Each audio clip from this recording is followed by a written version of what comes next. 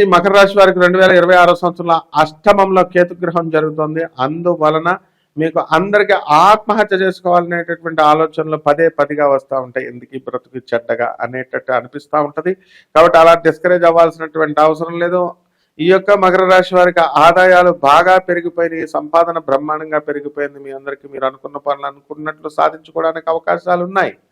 కాబట్టి ఈ యొక్క గురుడు కూడా మనకి ఈ సప్తమ స్థితిగతుడు అవడం వలన మీరు అనుకున్న పనులు అనుకున్నట్లు సాధిస్తారు. డిసెంబర్ 5 దాటిన తర్వాత వెళ్ళిన తర్వాత ఆ షష్ఠ స్థితిగతుడై మరి గురుగ్రహము మీ శత్రువుల్ని పైన దాడి చేస్తాడు. కాబట్టి అనుకున్న పనులు అనుకున్నట్లు మీకు శత్రు పీడ పోవడమే కాకుండా జరుగుతుంది. పరిహారాల దగ్గరికి వచ్చేసరికి కేతు జపం చేసుకోండి, కేతు స్తోత్రాలు చదవండి. కేతువుకి కిలోం పావు ఉలవల్ని ఆవుపేట రంగు ఉన్నటువంటి వస్త్రాల నుంచి పేద బ్రాహ్మణికి శనివారం నాడు లేదా సోమవారం నాడు మీరు ఉదయం 7 గంటలకు దానం చేసుకోండి.